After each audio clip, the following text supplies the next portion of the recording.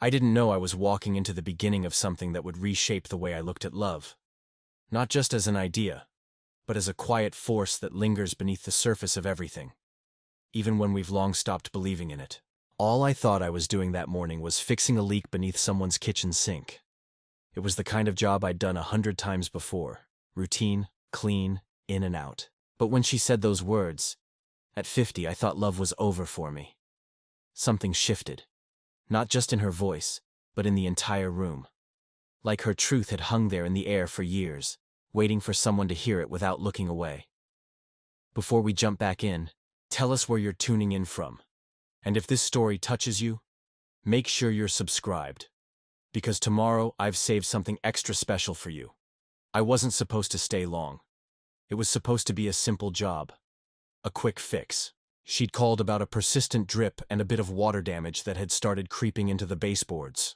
Nothing complicated. But the moment I stepped through the door, I could feel that this wasn't just about a sink. There was a stillness in her home. Not cold, but careful. The kind of quiet that builds up when someone lives alone for a long time, making peace with the idea that no one else will be coming through the door. Her name was Elise. Her hair was streaked with gray, but not in a way that made her look old. More like it told you she had lived. She moved with a grace that wasn't performative, just practiced. Everything about her house was in place, yet lived in. It smelled faintly of chamomile and wood polish, with sunlight slipping through curtains that had clearly been washed and hung with care. She smiled when she greeted me, but it was the kind of smile that doesn't expect anything back. A polite reflex, not a door opening. Not yet. As I dropped to my knees and slid under the sink, I heard her busy herself in the kitchen, cleaning. Surfaces that were already clean, moving things from one place to another just to fill the time. I've worked in a lot of homes. You start to recognize the rhythm of people who are used to being alone. They fill space out of habit. They talk to themselves under their breath without knowing it. They hover near rooms they haven't let anyone into in years. The plumbing issue turned out to be a little worse than she'd described. The pipe had eroded more than I expected, and there was mold setting into the cabinet base. I told her I'd need to replace a few parts and might be there. A little longer than she'd planned. She offered coffee, and I accepted. Not because I needed it, but because I could tell she needed something to do. She handed me a mug with both hands, steady but guarded, and thanked me with a soft nod. That's when I saw it. Loneliness doesn't always wear sadness. Sometimes it looks like politeness. Like someone making just enough space for connection but never too much. We talked, in pieces. Nothing deep. At first. She asked about the work, where I'd come from, whether the repairs would take more than a day. I asked how long she'd lived in the house. 23 years, she said. Most of it spent raising her daughter, who had moved out 10 years ago and was now living across the country. The way she said it carried no resentment, but there was a quiet weight to it. Like a chapter had closed without warning, and she was still trying to reread it for clues. It was during one of those pauses, when I was cleaning up debris from the cabinet floor, that she said it. Not dramatically, not as a confession. Just as a plain, simple truth that fell out of her mouth like a sigh. At 50, I thought love was over for me. And then she laughed. A soft, disbelieving sound, as if even she didn't expect to hear herself say it out loud. I looked up, not to challenge her, but just to let her know I'd heard. I think that mattered more than anything else in that moment. Not that I responded, but that I didn't look away. Most people do when you say something too honest. They shift in their seat. They change the subject. They try to make it lighter. I didn't do any of that. I just let her words hang in the air between us, and for the first time since I'd arrived, something changed in her expression. A slight release. A breath she didn't know she'd been holding. She didn't elaborate. Right away, and I didn't push. I've learned that some truths only bloom when left alone long enough. I finished the work slowly, carefully. Gave the silence room to stretch. And eventually, as I began putting tools back in my bag, she said, "You know, I didn't mean to say that out loud. But maybe it needed to be said." I nodded. She nodded. That was it. No grand emotional unraveling. Just two people in a kitchen where one had fixed a sink and the other had let a truth escape. But what I didn't know then, what I couldn't possibly have known, is that this wouldn't be the end of the visit, that I'd be back again, and again. Not because she asked for more work, not because there was more to fix, because somewhere in that room, between the leaky pipe and her whispered honesty, a door cracked open, and once it did, neither of us could pretend we didn't see what was waiting on the other side. I didn't expect to hear from her again. Most clients don't call back unless something breaks. That's the nature of the work. You show up, fix what needs fixing, and move on to the next call. But a week later, I saw her name pop up on my phone. Not in the middle of a weekday like most service requests, but early evening, just after dinner, when the sun had dipped and the world had quieted a little. Her voice was just as I remembered, polite, measured, but this time with something softer beneath it. She said there was another issue with the sink, said the pressure wasn't quite right and the flow was uneven. She said it casually, like she wasn't sure it warranted a visit, but I told her I'd come by the next morning. And the truth was, I didn't even hesitate. When I pulled up the next day, the curtains were already drawn open. The porch had been swept clean, and there was a new potted plant by the front step. It wasn't much, but it told me she was expecting me. That small act of readiness said more than any words she could have rehearsed. She opened the door before I had a chance to knock, wearing a light gray sweater and jeans, barefoot again like before, her hair tied back but with strands already breaking free. She smiled in that same restrained way. But there was something different in her eyes this time. Less guarded, maybe, or just a little more curious. I stepped inside, and it felt like I hadn't left. The same scent of chamomile, the same tidy counters, the same faint hum of music from a small radio tucked in the corner. She had a mug of tea waiting, though she didn't offer it right away. I got to work beneath the sink again, not expecting much, and sure enough, there wasn't anything wrong. A bit of buildup on the aerator, maybe, but nothing that would require a call. I could have told her that. Could have wrapped it up in 15 minutes and been gone before the tea went cold. But I didn't, because I wasn't there for the plumbing. When I stood to explain what I'd found, she handed me the mug without asking if I wanted it. Chamomile again, hot, fragrant, calming. We stood in the kitchen for a minute, the way people do when something deeper wants to be said but hasn't found its way to the surface yet. I took a sip. She leaned against the counter, arms folded gently across her chest. And then, almost like she had rehearsed it, she said, "It wasn't really about the water pressure." I nodded. She didn't owe me an explanation, but I let her continue. She told me the house had been too quiet lately, that the silence had started pressing against her in ways it hadn't before. That she'd caught herself replaying our last conversation, the one where she let that sentence slip. At 50, I thought love was over for me. She said she hadn't meant to say it. But now that it was out there, she couldn't stop thinking about why she had. "I think part of me just wanted to know what it felt like to be heard," she said. "Not comforted. Not fixed. Just heard."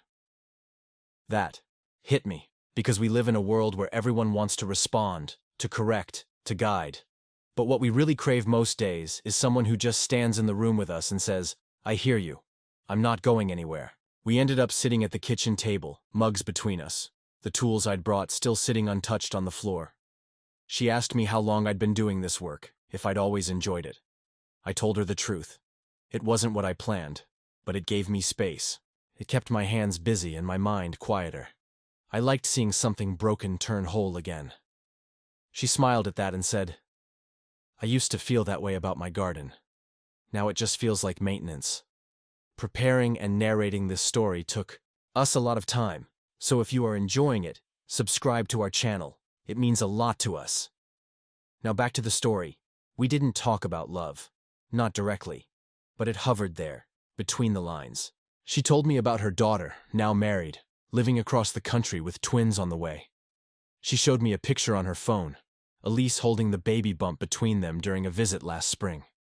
Her smile in the photo was different than the one I'd seen in person. It was full, bright, caught off guard by joy. She stared at it longer than she needed to, then locked the phone and set it down like she was putting away a memory that was both beautiful and distant. After a while, she stood and said she had errands to run. I said I'd pack up. As I gathered my tools, she reached into the cabinet and handed me a small paper bag. "Banana bread," she said, her voice light, but her eyes saying more. "I made it last night. Thought maybe you'd like some." I took the bag, nodded, and thanked her. And as I stepped onto the porch, she called out after me. Not loudly, but enough that I turned back. "Maybe next week," she said. "You could help me take a look at the bathroom faucet. It's not urgent, just something I've been putting off." And in that moment, I understood. This wasn't about faucets or fixtures. This was about finding reasons to let someone back in. The bathroom faucet wasn't broken either. A little stiff on the cold water handle, maybe, but nothing urgent, nothing that would have prompted most people to call. Still, I showed up the next week like she'd suggested, bag of tools in one hand, a quiet kind of anticipation sitting in my chest. I wasn't sure what I was expecting. I didn't think we were heading anywhere specific, not yet, but I felt drawn in all the same. Her house had started to feel familiar, but not in the repetitive way of routine. It was the kind of familiar that grows from shared silence and small moments stacked on top of each other like bricks. The kind of familiar that makes you pause at the door before knocking, not out of hesitation, but out of respect for something fragile still forming. She answered like before, only this time she was holding a book in one hand, glasses slipping down the bridge of her nose. Her hair was down, loose, not styled. She looked like she had just come from a moment of solitude rather than preparing for company. And that small detail made something warm flicker in my chest. She smiled without trying to shape it. Just a simple, welcoming curve of the lips that said, "I'm glad you came." We moved through the usual pleasantries, but neither of us seemed too concerned with the faucet. I bent down to check it out while she leaned against the doorframe, arms crossed but relaxed. The house was quiet except for the soft hum of something cooking, maybe soup or a slow roast. The air smelled of rosemary and garlic. I tightened a screw, wiped away a bit of buildup, and tested the handles. They moved fine. They'd continue to move fine.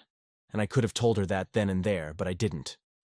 I stayed a little longer, asked about the pipes, checked under the sink, even though it didn't need checking, because sometimes showing up is less about solving problems and more about giving someone permission to say what's been sitting on their tongue for far too long. She asked if I had time for lunch, and I said yes without looking at the clock.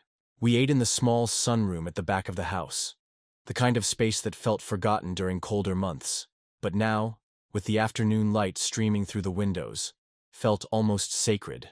The food was simple, homemade soup, crusty bread, slices of cheese and apple, but it was the kind of meal that invites conversation without demanding it. We talked about music, about how she used to play piano but hadn't touched the keys in years, about how she sometimes wandered through thrift stores just to run her fingers along old objects, wondering who they once belonged to. I asked her what she missed most from before her daughter moved away, before the house got quiet, before 50 became a number she couldn't believe had crept up on her. She didn't answer right away. She sipped her soup, watched the wind move through the trees outside, and then said, "I think I miss being looked at like I was someone worth staying for." There was no bitterness in her voice, just honesty. That unflinching kind of truth that only comes from people who've survived their own loneliness and lived to name it without shame. I didn't speak, didn't try to offer comfort or contradiction, because that wasn't what she needed. She didn't need someone to tell her she was still beautiful, still worthy, still enough. She already knew that on some level. What she needed was someone who didn't flinch when she said the quiet part out loud. Someone who stayed in the room after the weight had dropped. After lunch, we moved back to the kitchen. She washed the dishes while I dried. There was a rhythm to it that felt too natural to be accidental. We didn't choreograph it. We just fell into it. She asked about my life. Not the surface-level stuff, but the real things. If I'd ever been married. If I ever wanted kids. If I believed in second chances. I told her I'd come close once, but things fell apart before they really began. That I never stopped believing in second chances, but I'd stopped expecting them. She nodded like she understood, because she did. When it was time for me to leave, she walked me to the door again. But this time, she didn't open it right away. She stood there, her hand on the knob, her body angled just slightly toward mine. The air between us felt charged, not with romance exactly, but with the weight of two people who knew they were slowly becoming something to each other, even if they hadn't said it yet. And then she said, "You know, I used to think being alone meant I failed at something, but now I think maybe I was just making room." I asked her, "For what?" And she smiled. "For whatever was brave enough to come close." I stepped outside, the door closing gently behind me. I sat in my truck a little longer that time, hands on the wheel, watching the way the wind moved through the garden she hadn't mentioned yet. There were weeds growing between the stones, the kind of overgrowth that said, "This place is waiting to be loved again." And I started to wonder. Maybe I hadn't been called there to fix anything after all. Maybe I was the one being invited in, slowly, piece by piece. Not into her home, but into the quiet, beautiful parts of her life she hadn't shared in a long, long time. The following Thursday, I drove past her house without planning to. It was on the way to a different job, at least close enough that I could justify the turn in my mind. But I knew the truth. I slowed as I passed, glancing at the porch, half expecting to catch a glimpse of her silhouette framed in the doorway, a mug in hand, that faraway look in her eyes like she was staring through time. But the porch was empty, curtains half drawn. The house looked like it had fallen back into the same stillness it wore before I ever stepped inside. I kept driving, but something about the quietness behind that window stuck with me longer than I wanted to admit. That house had started to carry a weight it didn't before. Not the structure, but the memory of our conversations, of how her voice softened when it dropped its guard. I didn't hear from her that week, which shouldn't have meant anything. Most people don't call unless something breaks, and nothing was broken anymore. Not the sink, not the faucet. But, still, I noticed her silence. I felt it. Like an unfinished sentence in a conversation I wasn't sure I had the right to continue. When someone starts to matter, even their absence becomes a kind of presence. It lingers. It loops in your mind at the oddest times. While buttering toast, while waiting at a red light, while folding a shirt that reminds you of nothing but somehow brings them to mind. I found myself staring at my phone more often, half hoping her name would flash across the screen with some thin excuse about a clogged drain or a jammed cabinet door, but it didn't. Until the following Monday. Her message was simple. Just one line. "Would love your help with the garden if you're free this week." No smiley face, no small talk. But I could feel the effort it took to send it, and the invitation beneath it. I told her I could come by Wednesday morning.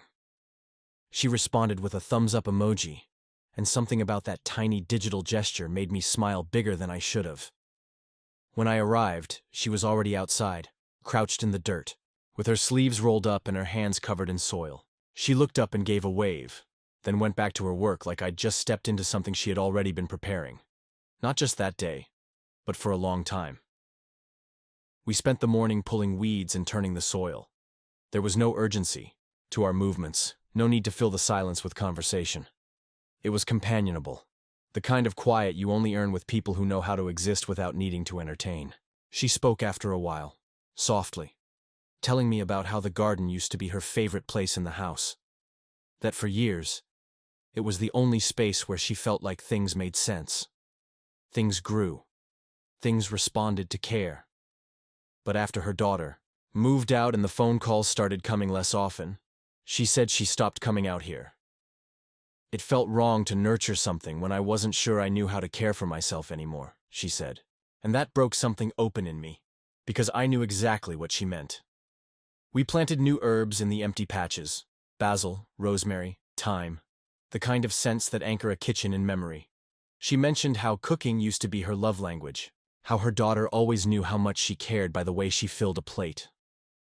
"I didn't grow up hearing 'I love you,'" she said, "so I used food instead." I told her my mom was the same way.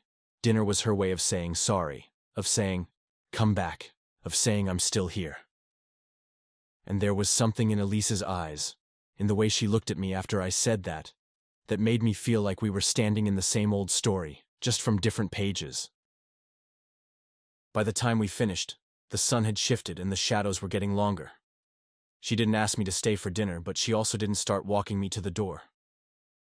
We stood by the gate, brushing the dirt off our hands, the kind of stillness between us that's full, not empty, not awkward, just alive with something neither of us wanted to disturb. Then she said something so quietly I almost missed it. "Do you think it's possible to fall in love again without realizing it?" She wasn't looking at me when she said it. She was watching the garden, the rows of newly planted hope, the soft breeze curling the leaves, the life returning to a space she thought she'd lost. I didn't say anything. I didn't need to. Because maybe that wasn't a question. Maybe it was a confession. Or maybe it was just her way of saying that the space she'd been making for years had finally been filled. Slowly, quietly, and unexpectedly. The following week, she didn't message, and neither did I. But there wasn't an ache in the silence like before. It felt different now. Quieter, yes, but not distant, not void. It was the kind of silence you fall into when you already know the shape of someone's absence, when their presence lingers without needing to be announced. I thought about her in the small moments. When I wiped my hands on a rag that smelled faintly of thyme. When I passed the roadside flower stand and caught the soft purple of lavender out of the corner of my eye. When I drank my morning coffee in silence and realized I missed hearing someone else's spoon clink gently against ceramic. There wasn't a desperation in the missing. It was more like noticing a room in your home you used to walk through every day and had slowly stopped opening the door to. You don't panic. You just start wondering why you stopped. It was a Saturday morning when she called. Not texted, not messaged, but actually called. Her voice was clear but hesitant, like she wasn't sure if she'd interrupted something. I told her she hadn't. She asked if I was working that day. I said I wasn't. She hesitated again, and then said, "I baked too much. Would you come help me get rid of it?" I said yes before she finished the question. And the truth is, it had nothing to do with baked goods. It never did. We both knew that. When I arrived, she was in the kitchen. Apron still on, flour dusted. Across the sleeves of her sweater, her hair pulled back loosely in a way that suggested she'd been too busy to care how it looked, or maybe just comfortable enough not to. There were 2 pies on the counter. Apple. The crust looked perfectly imperfect, slightly uneven on one side, the way homemade should look. She poured coffee without asking and handed me a plate like this was a normal thing we did every weekend. Maybe it was now. We sat across from each other, forks in hand, and started eating like 2 people who'd known each other much longer than we had. I asked what made her decide to bake. She shrugged, said she woke up feeling full of something. She couldn't name and needed to put it somewhere. "Sometimes I think that's what cooking does," she said. "It gives shape to whatever you're carrying." I understood. We all have ways of making our feelings digestible. Some people write, some people run, some people build things they'll never sell, and some people bake pies they don't actually want to eat. After the plates were cleared, she moved to the living room and motioned for me to follow. The piano sat untouched in the corner, half covered in a crocheted cloth, its keys slightly yellowed with time. I had noticed it before, but we'd never spoken about it. She ran her fingers lightly across the top, then pulled back the cloth like she was uncovering something sacred. "I haven't played in years," she said. "I'm not sure I even remember how." I sat on the edge of the couch and watched her lower herself onto the bench like she was testing the ground beneath her. She pressed one key, soft and slow, then another. A few discordant notes echoed, followed by silence. Then she closed her eyes and started again. This time, a melody. Faint, hesitant, but beautiful in its imperfection. I didn't speak. I didn't move. I just watched her become someone else for a moment. Not someone different, but someone she used to be. Or maybe someone she had always been, beneath the years and responsibilities and silence. When she finished, she looked over her shoulder and smiled, almost embarrassed. "I used to play when I couldn't sleep," she said. "It felt like a language I didn't have to translate for anyone." I told her she hadn't lost it, that it was still there, waiting for her. She didn't answer, but the way her fingers lingered on the keys told me she heard me. That evening, I helped her hang new curtains in the sunroom. She said she'd ordered them months ago but never got around to putting them up. We measured and drilled and dusted, and laughed. At one point, she stood on the stepladder, and I held the side steady with one hand, while guiding the rod into place with the other. We were close. Closer than we'd ever been. Her foot brushed against my arm, and she didn't move. The air between us was filled with dust motes and something unsaid. When she stepped down, we stood there for a moment, face to face, inches apart. She looked up at me, eyes soft, lips slightly parted like she was about to speak. But she didn't.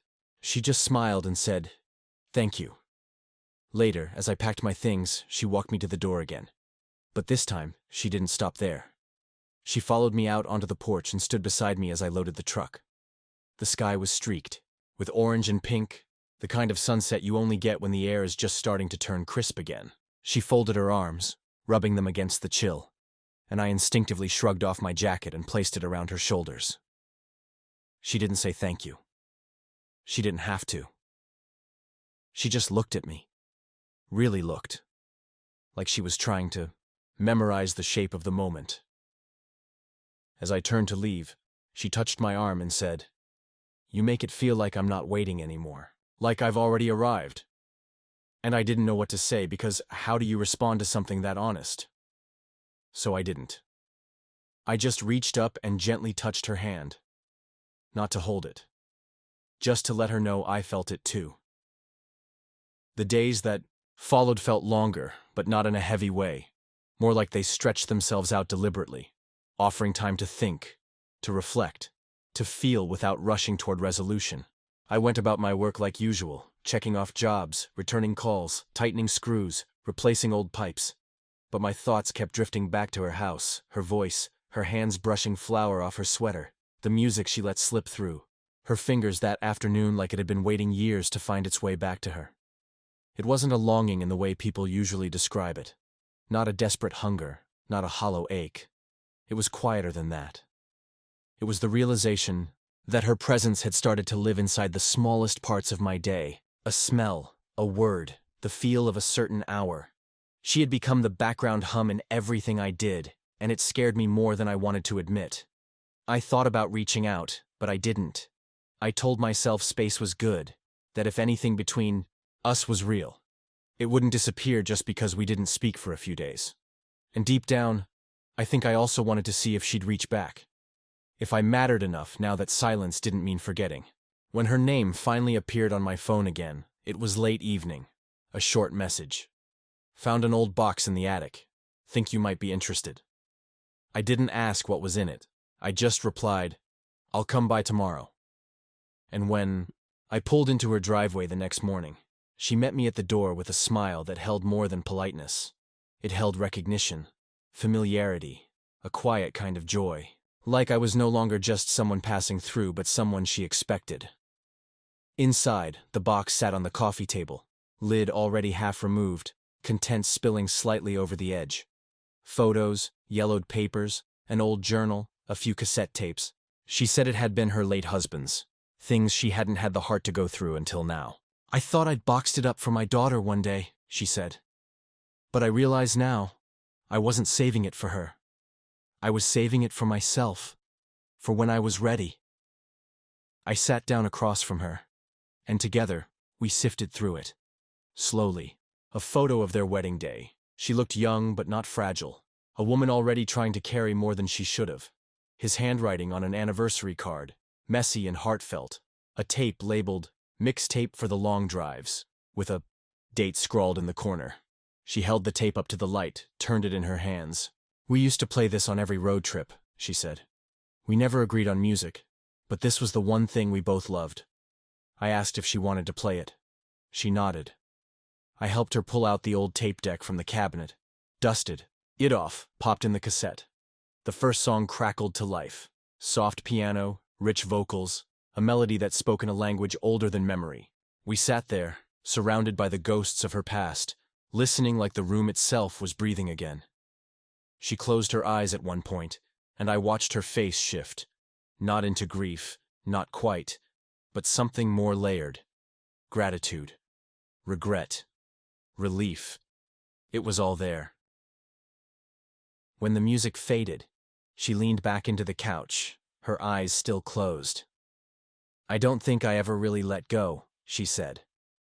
"I just moved around the pain, built a life around it, filled the silence with routine and good intentions. But I never really cleared the space." She opened her eyes, looked at me.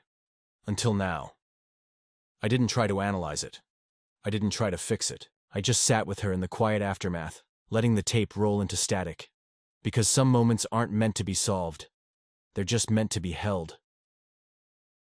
As the afternoon wore on, we moved the box aside and opened a bottle of wine she'd been saving. "Not for anything special," she said. "Just for a day that felt like it mattered." And maybe that's exactly what it was. We sat by the window, watching the light change across the lawn. She told me stories about her 20s, the things she thought would break her and the things that actually did. About the time she almost moved to Spain. About the letter she never sent. About the job offer she turned down because someone told her it was too far from home. It was like watching her unpack a suitcase she hadn't dared open in years. And the more she shared, the more I realized she wasn't just showing me her history. She was clearing space for something new. By the time I got up to leave, the sun had gone, and the street outside was bathed in that soft lavender glow that makes everything feel a little closer to dream than reality. She walked me to the door like always, but this time, when I reached for the handle, she stopped me. Not with words, with her hand on mine. And for a moment, neither of us moved. She looked up at me, and there it was again. That look, not of expectation, but of invitation. I didn't lean in. I didn't make it a moment. I just held her gaze, steady and certain, letting her know she didn't have to rush, didn't have to explain, didn't have to be anyone but exactly who she was. And in that stillness, I felt it. We had crossed something. Not a line, not a threshold, just a quiet understanding that whatever this was, it wasn't casual anymore. It wasn't just comfort or coincidence or timing. It was beginning to feel like a choice.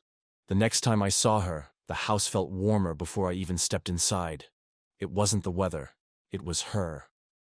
She opened the door with a light in her eyes that hadn't been there before. Not blinding, not loud, just steady. Like something that had been hidden behind curtains for years had finally been let out and was learning how to breathe again. She was wearing a soft blue shirt I hadn't seen before. Hair tucked behind her ears. No makeup. No performance. She looked like herself. And for some reason, that was the most beautiful thing she could have shown me. She motioned for me to come in like it was second nature now, like my presence no longer required justification. There was no mention of a faucet or a task, no polite excuse to explain why I was there. I was just there, because that's where I was supposed to be. She had set up 2 mugs on the kitchen counter, tea already steeping.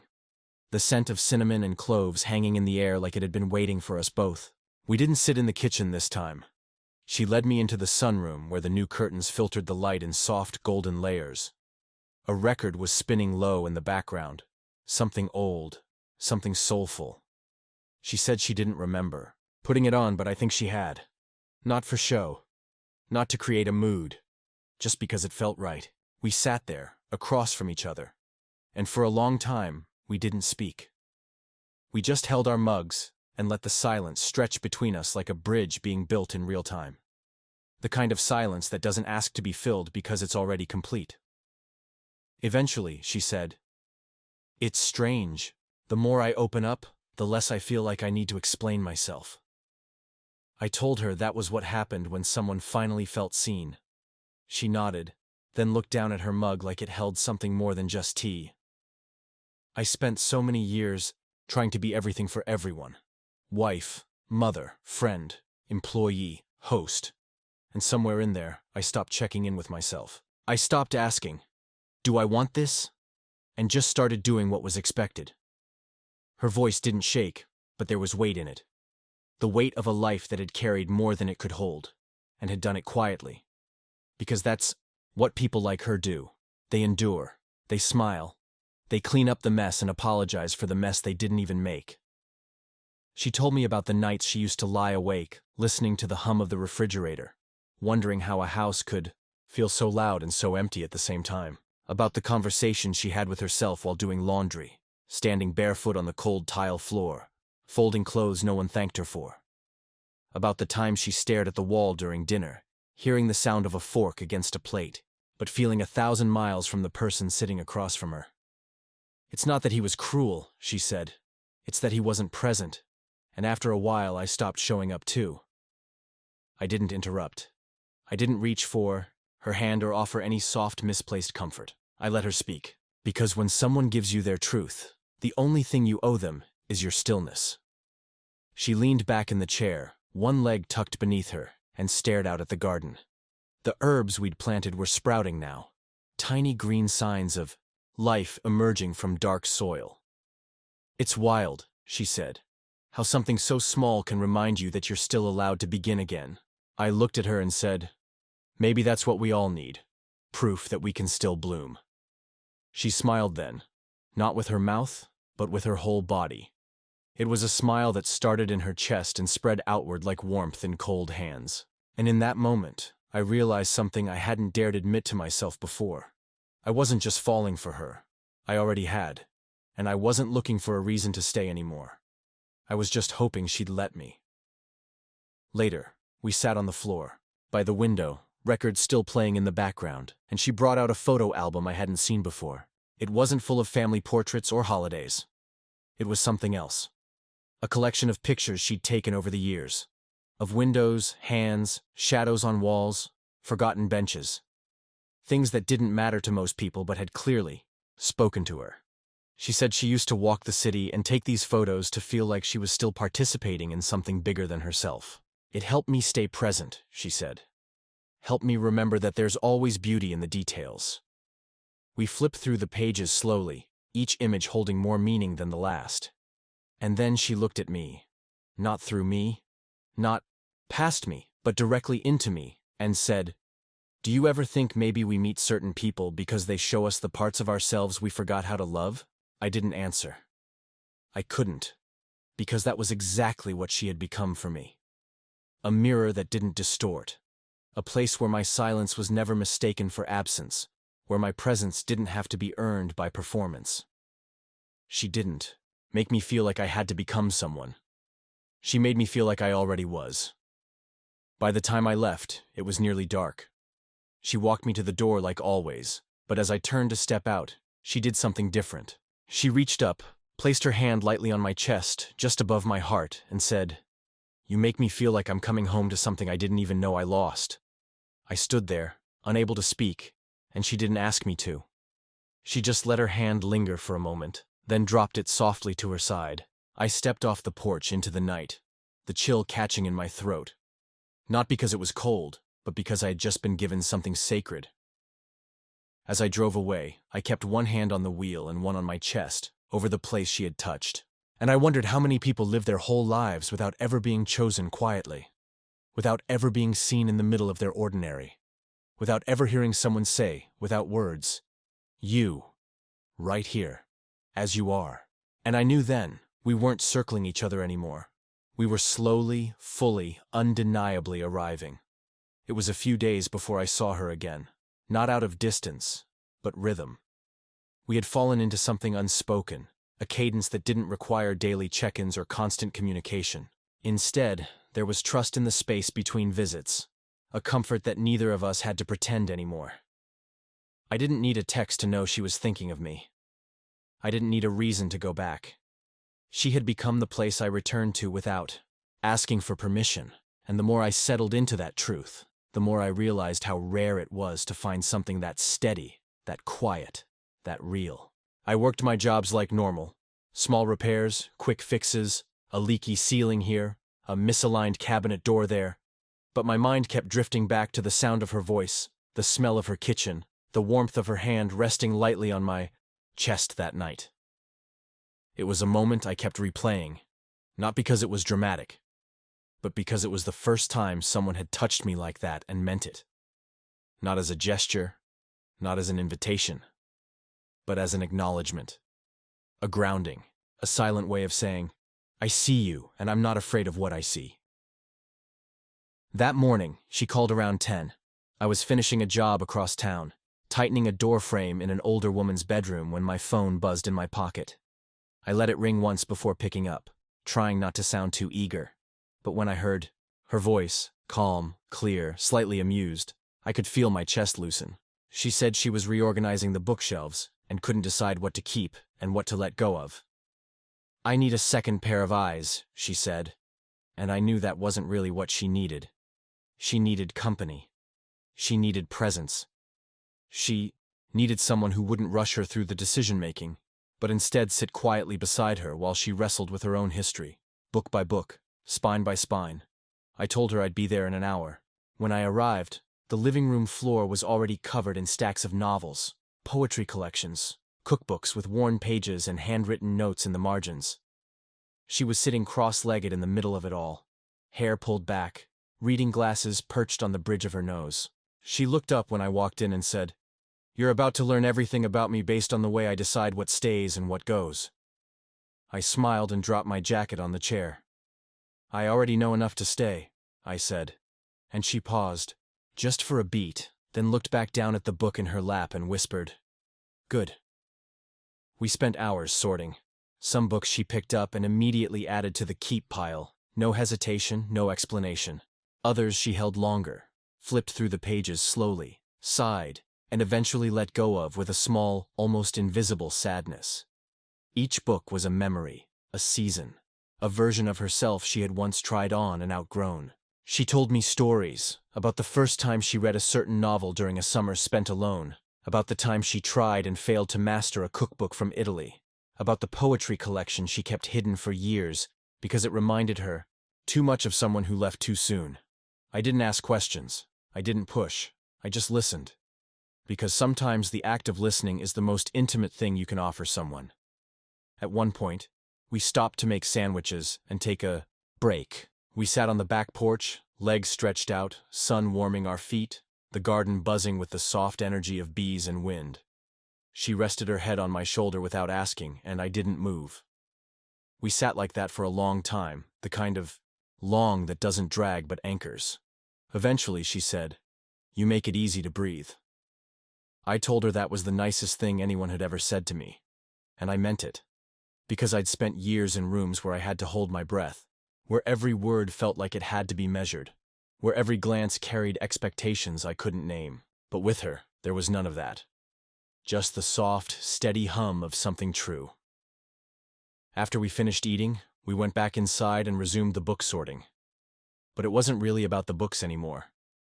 It was about the rhythm we had found, the way our hands brushed when reaching for the same spine, the way she'd lean against me without realizing it, the way I could hear her breathing when the room got quiet. At one point, she picked up a small, leather-bound journal and hesitated. "I haven't opened this since before my marriage ended," she said. She ran her fingers over the cover like she was smoothing the past back into place. Then she handed it to me. "Read one," she said. "Anyone." I opened to a random page, not sure if I should, but knowing I would. And I read aloud a short entry about a morning walk, the smell of rain, and a moment when she stood by a lake and felt, for the first time in years, like she belonged to herself again. When I looked up, her eyes were glassy but steady. "I wrote that a few weeks after I realized I was lonely even when I wasn't alone," she said. "And I promised myself I'd never lose that feeling of belonging to myself again." I closed the journal and handed it back. "You haven't," I said. "You just forgot where you put it." She smiled, leaned forward, and pressed her forehead to mine. It wasn't a kiss. It wasn't romantic in the typical sense, but it was more intimate than anything else we'd shared. It was connection, full and unfiltered. As the sky darkened and I stood to leave, she walked me to the door like always. But this time, when I opened it, she stepped through first and turned back to face me on the porch. "You know," she said, "for a long time, I thought the only way love would return to me was if I went looking for it. But you just showed up, like you were already on your way long before I even opened the door." I didn't answer. I didn't need to. Because in her words, I heard everything I'd been waiting to feel. And as I watched her stand there, in the fading light, hair gently moving in the breeze, hands folded but relaxed, I realized something quietly stunning. She wasn't falling in love with me. She was learning to let someone love her. And that was something even more powerful.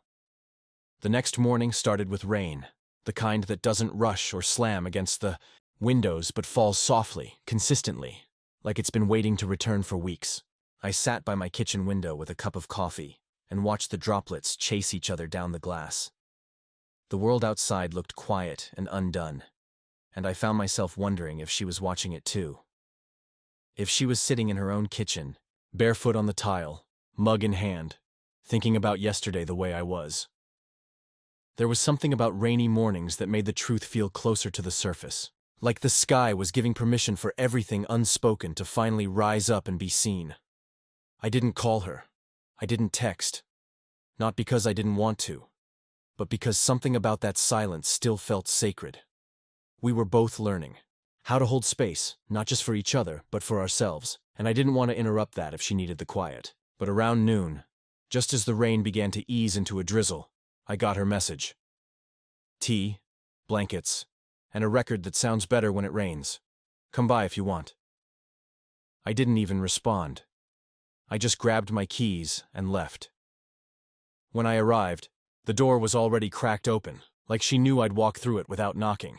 She was curled on the couch beneath a gray knitted throw, a half-full mug resting on the table beside her, and one of the records we'd talked about last week humming low through the speakers. She looked over her shoulder and smiled when she saw me, the kind of smile you give someone when you're not surprised they showed up, just quietly grateful. I toed off my boots and joined her on the couch, and without needing to ask, she lifted part of the blanket and let me slide in beside her. We didn't talk for a long while. The record popped and crackled with age, and the rain gave a rhythm to the moment that no words could improve. She leaned her head on my shoulder, and I rested mine lightly on top of hers. Our fingers found each other between the folds of the blanket. Not laced, not gripping, just touching. It was enough. Eventually, she said, I used to be afraid of days like this. The slow ones. The ones where there's nothing to distract me. I asked her why. She said, because they reminded me how loud the silence could get when no one's there to share it. I nodded, understanding it more than I cared to admit. I had my own history with silence, with long stretches of time where the only voice I heard was my own echo bouncing off empty rooms. But this silence didn't feel like that. This silence felt like presence, like something full instead of hollow. We stayed that way for a while, just letting the day pass without expectations. At some point, she fell asleep. I stayed still, barely breathing, afraid to wake her. Watching her sleep was like watching peace settle into someone's skin. Her jaw, usually so tight with thought, was relaxed. Her breathing was deep. Her hand remained in mine. When she woke, the rain had stopped, and the sky had softened into that washed-out gray that only comes after a full morning storm. She blinked a few times, then looked up at me like she wasn't sure if she had actually fallen asleep, or just dreamed the whole thing. I smiled and said, You snore a little. She rolled her eyes, and we both laughed. And in that moment, the shift between us felt complete. Whatever boundary had existed before, of roles, of politeness, of fear, had been erased. There was no going back to casual now. No pretending that this was still just a series of shared moments loosely strung together by circumstance. We had moved into something else, something real, something alive. She stood, stretched, and went to the kitchen to make more tea. I followed, leaned against the counter as she filled the kettle. She moved easily now, not performing for me, not managing the space like a host, but just living in it with me beside her. She handed me a spoon to stir the honey into my mug and asked, Do you think it's possible to build something new without tearing everything else down first? I thought about it for a moment, then said, Only if you're willing to stop protecting what broke you. She looked at me then, not like she was surprised, but like the words had landed exactly where they needed to. She turned back to the stove and said, "I think I'm ready to stop holding on to the ruins." We brought the mugs back to the couch, and this time, she sat closer. Her leg pressed against mine, deliberate. She said, "There's something about the way you look at me that makes me feel like I haven't wasted any time. Like it's okay I got here late." I set my mug down and said, "You're not late, you're right on time." The tea went cold after that. The fire burned low. And still, we stayed in that room for hours, not speaking much, not moving more than we needed to. When I finally stood to leave, she walked me to the door and stood in the frame again, like always. But this time, she stepped forward, closed the space between us, lifted her hand to my face, and held it there for a moment, thumb just grazing my jaw. Then she whispered, "You make me want to stop preparing for the worst." I didn't sleep much that night. Not because something was wrong, but because something was finally starting to feel right. Like maybe all the years of moving, fixing, rebuilding had brought me here.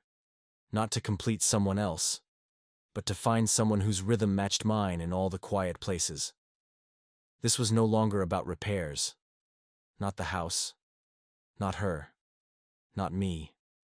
This was about staying and becoming together. I spent most of the morning thinking about what she'd said the night before. "You make me want to stop preparing for the worst." It wasn't dramatic, and she hadn't said it like a confession. She'd said it like an exhale, like something she hadn't realized was sitting on her chest until it finally left her mouth. And I hadn't known how much I needed to hear it until I did. Because so much of my life had been shaped by quiet exits, people leaving without doors slamming, people fading, not fighting. There's a particular kind of grief that comes from being the person people don't fight for. And so you build routines, you show up, you make yourself useful. You keep your hands busy because if your hands are busy, maybe your heart won't feel so obvious. But her words made everything obvious again, not in a painful way, in a grounding way. When I showed up that day, I brought her new garden gloves. I didn't make a big deal out of it, just placed them on the porch table next to the empty mugs we'd left there the evening before. She came out a few minutes later, wiping her hands on a towel, her hair pulled back in that same easy knot she wore when she was focused. She looked at the gloves, then at me, then picked them up slowly like they were a gift far more significant than I intended. "Thank you," she said. And her voice had that same quiet tremble I'd heard the first day on the roof when she asked the question that started all of this. I shrugged, said something about the old pair being too worn, but we both knew it wasn't about gloves. We spent the morning clearing out the shed, not because it needed it urgently, but because she said it was time. "I've avoided this thing for a decade," she admitted. "Feels like every time I open the door I hear echoes I'm not ready for." So we opened it together. The door groaned like it hadn't been used in years, and the inside smelled like rust, mildew, and lost time. Shelves stacked with boxes labeled in thick black marker, old tools, broken furniture, a cracked fish bowl, and in the corner, leaning against the wall, an old walker. She paused when she saw it, just stood there, arms crossed like she wasn't looking at the walker but at a version of her future she'd once prepared for too early. "That was for my husband," she said eventually. "After the accident. He never used it. Said it made him feel like he'd already died." There was no bitterness in her voice, just memory. The kind that doesn't sting anymore but still leaves a mark. She picked up a small box labeled Winter and handed it to me. "Coats and gloves," she explained. "Some of them from before we had the money to afford new ones." We carried the boxes out one at a time, sorting them into piles. Keep, toss, donate. It wasn't just a shed we were clearing. It was a life. And I could tell by the way her hands hesitated over certain items that this wasn't a task she could have done alone. Not physically, and definitely not emotionally. At one point, I found a small wooden sign tucked in the back, behind a crate of old gardening tools. It was hand-painted, chipped on the edges, but still legible. It read, "Still worth loving." I held it up. She saw it, and let out a breath that was half laugh, half sob. "That was from a retreat I went to once," she said. "Right after he left. One of those Find yourself again weekends. I thought it was cheesy at the time. She took it from me, ran her fingers over the faded letters, and said, "Now I think it might be the truest thing I've ever owned." She didn't put it in the donation pile. She carried it inside and leaned it on the windowsill above the sink. We spent the rest of the afternoon organizing, talking when it made sense, working in silence when it didn't. She told me about her first job, a diner waitress who used to write poetry on napkins between orders. How she thought she'd be a writer once, before marriage and motherhood and the 1,000 small detours life insists on. "I don't think I ever stopped wanting to be that girl," she said. "I just stopped believing I had the right to still try." Later, after we finished and washed up, we sat on the porch again. The sky was layered in soft blues and pinks, the kind of dusk that doesn't ask for attention but takes your breath anyway. She leaned back in her chair, her legs tucked under her like a teenager, and said, "Do you think people ever really start over? Or do we just get better at hiding the broken parts?" I told her I didn't think starting over meant erasing the past. I thought it meant learning how to live with it differently, giving it a new room in the house, one that doesn't lock from the inside. She nodded, eyes on the horizon. "You're good at this," she said after a while. "Not just fixing things, sitting, hearing. You make it easier to not feel like I have to perform my pain." That sentence stuck with me for the rest of the night, because I'd never heard it put like that. But I knew exactly what she meant. Most people, when they hurt, feel the need to tidy it up for company, to put a bow on it, to make it sound palatable. But with her, and somehow with me, we were both just letting it sit in the room, unfolded, unpolished, still worth loving. Before I left, she walked me to the door again. She didn't say anything this time, just reached out, pulled me gently by the sleeve, and rested her forehead against my chest. No movement, no expectation, just presence. We stood there like that for maybe a minute. Then she stepped back, whispered, "Thank you for not rushing this," and closed the door softly behind her. I sat in the truck long after the engine started, watching the light flicker behind the curtains, watching the wind nudge the sign on, the windowsill ever so slightly, "Still worth loving." It didn't feel like a message anymore. It felt like a promise. The next few days passed differently, not slower or faster, just different, like something in the air had shifted between us after that moment at the door. The kind of shift you don't point at directly, but you both feel it. It's in the way your steps sound a little louder walking up the front porch, in the way your breath catches just slightly before you knock. It's in the subtle tension that creeps in. Not the kind that pulls you apart, but the kind that demands presence. It was clear we had crossed some invisible line. Not a romantic one, not yet, but emotional, intimate, honest. That kind of closeness that makes even the silence feel sacred. She opened the door before I even knocked this time, like she'd been waiting.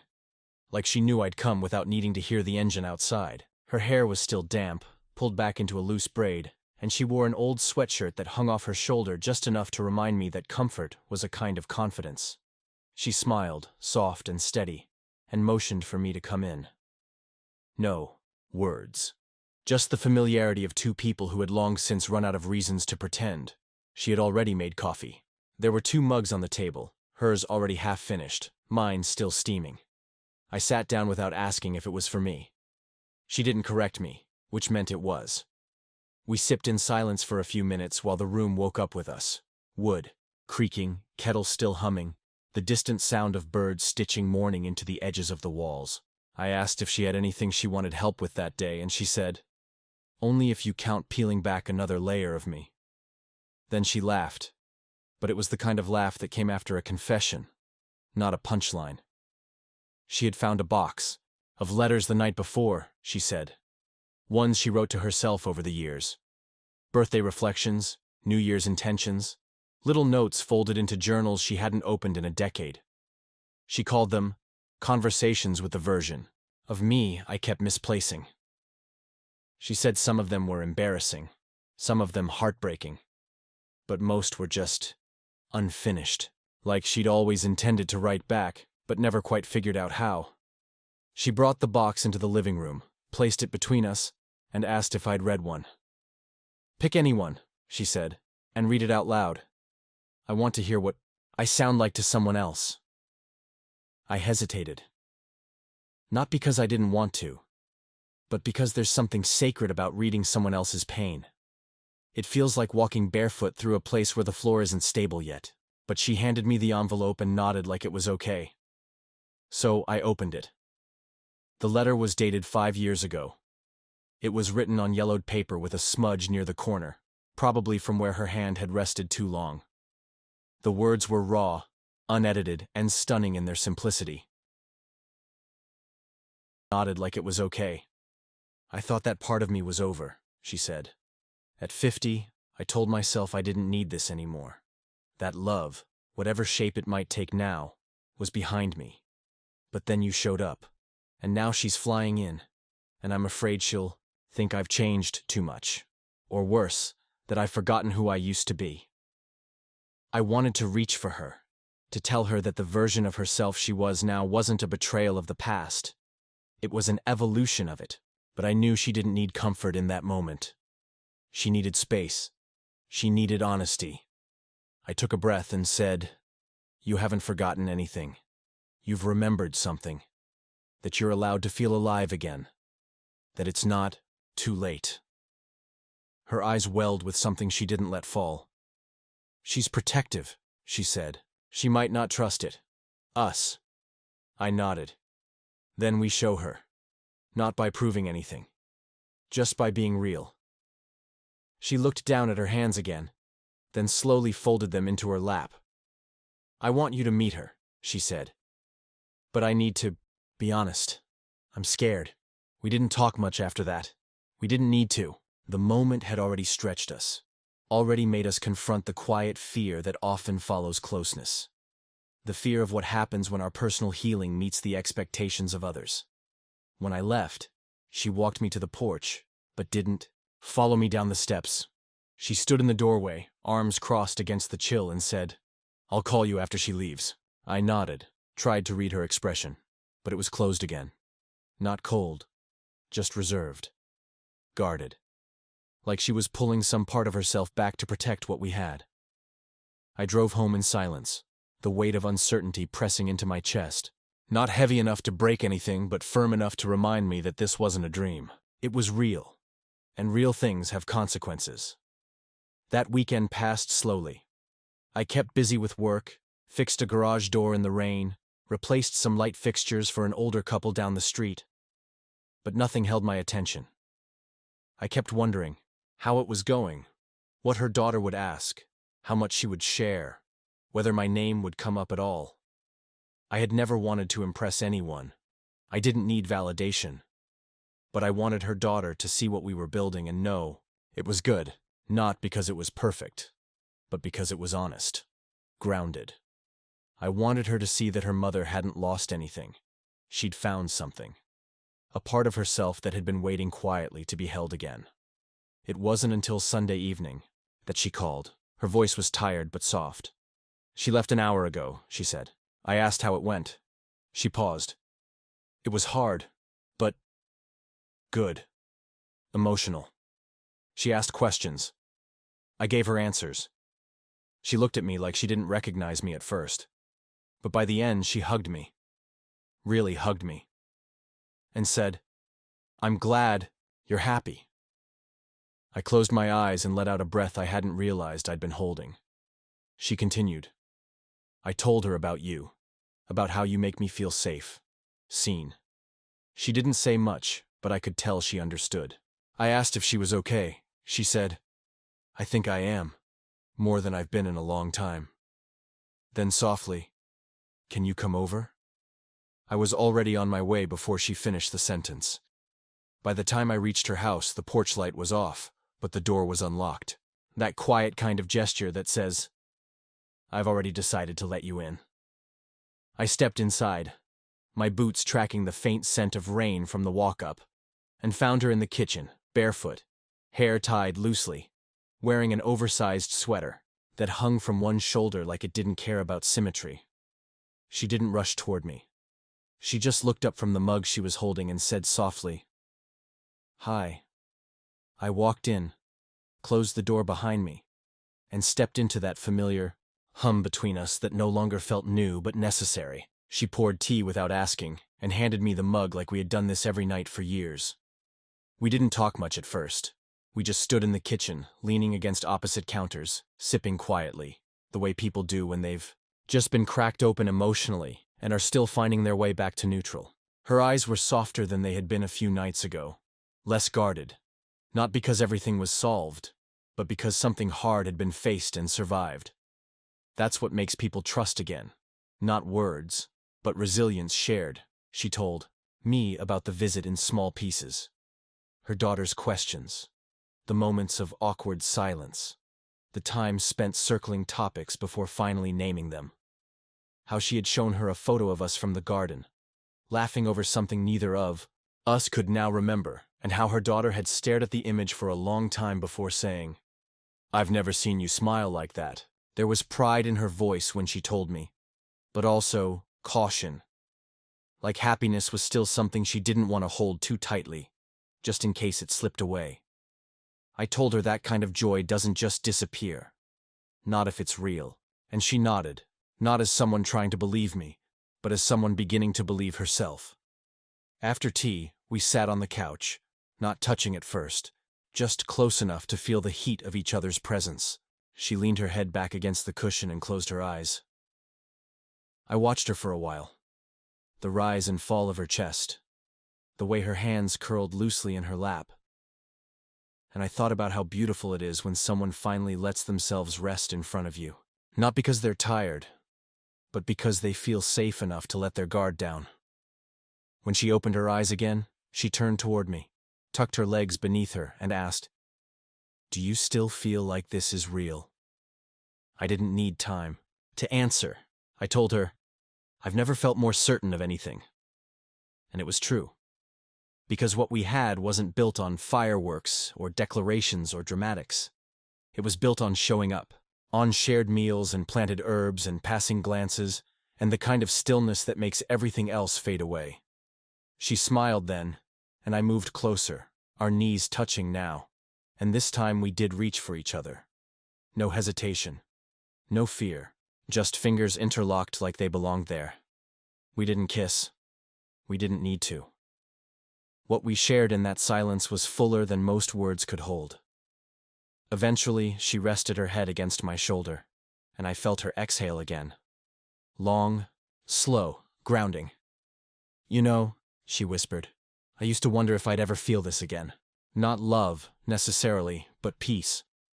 The kind of peace that doesn't ask anything of you. That just lets you be." I told her that's all I ever wanted to give.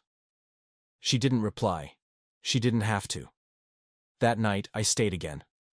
Not because it was expected, but because it was natural. We moved through the night like a pair of hands learning how to fold into one another. She wore her vulnerability like a second skin, visible, soft, and beautiful in its simplicity. The way she reached for me in her sleep, the way she sighed when I pulled her closer, the way we didn't talk about the morning because we didn't need to. Morning would come, and we'd face it together. For now, there was only the dark, the warmth, and the comfort of two people who had finally found home in a place they never thought to look. When I woke, she was already in the kitchen, humming, a low melody I didn't recognize, but immediately wanted to memorize. The smell of eggs and toast drifted down the hallway like an invitation, and I followed it without thinking. She was barefoot again, dancing lightly from counter to stove like she'd been doing it forever, and when she saw me, her smile didn't waver. "I made too much," she said, and I replied, "You always do." We laughed, and it hit me that sound between us had become its own language. Familiar, constant, honest. We ate breakfast by the window, watching the morning begin its slow rise. She asked about my day, my schedule, the jobs I had lined up. I told her. She didn't flinch. She just listened, nodding, present in a way most people aren't anymore. When I stood to leave, she didn't ask when I'd be back. She didn't need to. The question had already been answered, not with a calendar, but with consistency, with the way we kept returning, with the way we kept choosing. And just before I stepped outside, she walked up behind me, wrapped her arms around my waist, and whispered, "I think I'm ready to stop waiting for the other shoe to drop." I turned, pulled her into my chest, and said, "Then let's stop bracing. Let's start living." She nodded against me, and I felt her smile. As I walked to the truck, I glanced back once more, and she was still standing in the doorway, her arms folded, her body relaxed, the porch light now glowing again. Not because it was dark, but because she had left it on this time. And that small act, that quiet detail, said everything I needed to hear. We were no longer trying this. We were already in it. The weather started to change that week. Summer gave its final stretch and slowly stepped aside for fall, and you could feel it in the way the mornings arrived, cooler, quieter, a little more deliberate. The trees hadn't yet turned, but the wind had changed direction, and the light filtering through the windows came in at a slightly different angle, softer, more golden, more aware of itself. It was the kind of shift that sneaks up on you, not with fanfare, but with subtle reminders that time is always moving, even when you're standing still. And in that movement, something began to change between us. Not in a dramatic, tear-filled kind of way, but in the way a house settles after it's been lived in for a while. We were finding our new rhythm, and as beautiful as that sounds, it came with its own weight. I knew she'd be home, and more than that, I knew she'd be expecting me. Not because we had anything to fix or clean or rearrange, but because we had started something, and neither of us wanted to lose the rhythm of it. By now, my truck pulling into the driveway felt less like arriving and more like returning. She opened the door wearing a cardigan too big for her frame and a pair of worn socks that slid slightly on the hardwood. The house smelled like cinnamon and something faintly citrus. There was a record playing quietly in the other room, an old jazz album, scratchy in places, but comforting. She didn't greet me with words. She just stepped aside, let me in, and handed me a towel without asking if I needed one. I took off my boots and followed her into the living room, where she'd set out 2 mugs of tea and a plate of shortbread, cookies that looked slightly burned at the edges. "I forgot to check the timer," she said, sitting cross-legged on the couch like a teenager hiding from homework. I told her they looked perfect and meant it. We sat in silence for a while, the sound of the rain tapping against the windows filling in the space between us. There was something about the quiet that day that felt different, not heavy, not strained, just thick with meaning. Like we both knew something was shifting, but neither of us wanted to force it forward. After a while, she stood and pulled a blanket from the back of the couch, tossing one side toward me before curling up on the other. Her foot brushed against mine beneath the blanket. It stayed there. She asked me if I remembered what it felt like to be 19.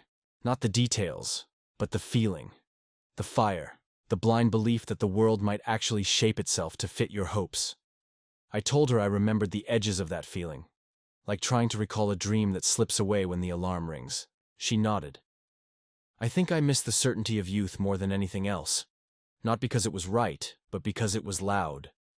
You don't realize how quiet your heart gets over time until someone shows up and listens closely enough to hear it again. That stayed with me for the rest of the day, because that's exactly what it had become between us. Listening. Not in the way people pretend to while waiting for their turn to speak, but truly listening, noticing, witnessing. The kind of listening that rebuilds someone from the inside. And I realized I had been changing too, slowly, piece by piece. Had started making fewer excuses to leave. I'd been letting my phone go unanswered more often. I found myself driving slower, noticing trees I'd passed 100 times without looking. It wasn't just her that was becoming. I was too. In the stillness of her presence, I had been peeling back the layers of myself I'd long forgotten were there. Later in the afternoon, the power flickered out for a moment. Just long enough for the record player to stop and the lights to hum. Into silence. She looked up, surprised, then shrugged. "Looks like the storm wants us to be fully present." I laughed, and it felt like warmth in my chest. Not a fire, not a spark, just warmth. She lit 2 candles from a drawer in the kitchen, short ones in glass jars, and placed them on the coffee table like it was the most natural thing in the world. In the glow, her features looked softer. Not younger, just more at ease. like the house itself had exhaled. We spent the next hour talking about nothing and everything, about the way grief isn't linear, about how memory plays tricks on you, not by lying, but by returning at inconvenient times. She told me about a neighbor who used to bring her flowers after her husband left. Not because he wanted anything, just because he said he hated seeing empty vases. "I think about him sometimes," she said. "Not the man, but the gesture, the thought that someone noticed enough to want to fill the silence with beauty." I told her I thought about her often when I wasn't there, not in a distracted way, in a deliberate one. Like a prayer you don't recite but just carry in your chest. She didn't respond, but she looked at me in a way that felt louder than words. And for a long time, we didn't speak. We just sat there, two people tucked under a shared blanket, listening to the storm, not trying to name whatever was growing between us, just letting it live. Eventually, the power came back on with a soft hum. The record spun up again. The lights returned. But we stayed as we were, as if the world had re-entered without asking us to. She turned toward me and said, "I used to believe that anything too quiet wasn't real, that if it didn't burn, it wouldn't last. But this—" She paused and looked down at our hands, not touching but close. "This feels like something I don't have to protect myself from." That night, as I got up to leave, she didn't follow me to the door. She just whispered from the couch, "Lock it behind you." And I did. Gently. Without needing her to stand and see me off. Because the leaving didn't feel like leaving anymore. It felt like pressing pause, like taking a breath between sentences in the same paragraph. And as I stepped out into the rain again, the cold didn't feel biting. It felt like permission, like cleansing. Like the world had just been washed of every story I'd told myself about what love was supposed to look like. Because now, I was learning that sometimes, love isn't loud or urgent or dressed up in big declarations. Sometimes, love is slow tea and shared blankets and burned cookies, and the sound of rain on a roof someone finally let you under. The next time I came by, something in her energy felt different. Not withdrawn exactly, but quieter. She greeted me the same way, door already open, warm drink in hand. But her smile didn't quite reach the corners of her eyes like it usually did. I didn't ask right away. Sometimes you have to let a person offer the thing they're carrying instead of reaching in to take it from them. We sat in the kitchen for a while. The light was softer that morning, filtered through overcast skies, that made the house feel like it had pulled a blanket over its own shoulders. I watched her stir her tea with slow, absent-minded circles. That was the first sign. Her silence wasn't restful today. It was heavy. Eventually she said his name. First name only. Just once. And when she did, I understood. Her ex-husband had called. For the first time in over 2 years. No warning, no apology. Just a voicemail saying he'd be in town and wanted to stop by. Just to talk, she said, mimicking the voice she knew too well. Just to catch up. But her voice cracked on that second word. Because there are people you don't catch up with. There are people who don't get to pick their timing anymore, especially not after disappearing. I sat there, listening, trying not to let my chest tighten too visibly. I didn't ask what he wanted. I already knew it didn't matter. What mattered was how he made her feel, even now. How his voice alone had been enough to shake the fragile scaffolding she'd spent the past months rebuilding. I thought I was done with that chapter, she said, eyes still fixed on her tea. But I guess some stories don't know how to end clean. I reached across the table and placed my hand over hers, not gripping, not guiding, just grounding. She didn't move it. That was something. She told me she wasn't sure what she was going to do, whether she should let him come or shut the door for good. There's a part of me that still wants answers, she admitted, but I don't know if they'd make any difference now. I told her what I believed. That closure was often just another word for permission. Permission to walk away, to let go, to stop needing what you never got. And maybe, I said, maybe she didn't need closure. Maybe she just needed to be reminded that she wasn't the same woman he left. She looked up then, and there it was again, the version of her that had been growing quietly under all the repairs. The version that had danced in the living room, planted in the garden, sat with me through storms and silence. The version that had laughed without apologizing for the sound. I told her she had the right to protect what she'd built since he left, that she didn't owe him access to the new ground she'd fought to find. That afternoon, she asked me to help her clean out the bedroom closet. Not because it needed it, but because, in her words, I want to see how much space I've taken back from him. The closet was deeper than I expected, filled with boxes she hadn't touched since he walked out, suits he left behind, books he never finished, a shoebox of old photos she hadn't been ready to throw out. We went through them slowly, carefully. She made 3 piles: keep, donate, and burn. That last one surprised me, but she said it without anger. Not everything deserves a second life, she explained. She let me toss the first match into the small fire pit in the backyard. A letter he'd written her during their first year of marriage. Beautiful, poetic, and completely irrelevant to the woman she'd become. She watched it curl into ash without flinching. I used to think letting go meant forgetting, she said. But now I think it just means making room. We sat outside for over an hour, feeding small pieces of paper into the flames, watching the smoke twist upward like it had somewhere better to be. Later that evening, we returned to the porch. The air smelled like cedar and old smoke, and for the first time in a while, she looked lighter. Not because she had made a decision. She asked me to stay for dinner again. This time we made it together. Pasta from scratch, which neither of us had done in years. We laughed at our mistakes, at the flour in our hair, at the sauce that almost burned when we forgot to stir it. And it felt good. It felt alive. When we sat down to eat, she raised her glass and said, "To starting new chapters without asking the old ones for permission." I clinked my glass against hers and said, "To not needing permission at all." After dinner, we sat on the floor again, music playing softly in the background, the room dim and warm. She leaned against me, her head on my shoulder, and for a long while, we just listened. To the music, to the house, to each other. I could feel the rhythm of her breathing start to match mine. And it felt like we were syncing in some invisible way, 2 clocks that had been ticking separately now, learning how to share time.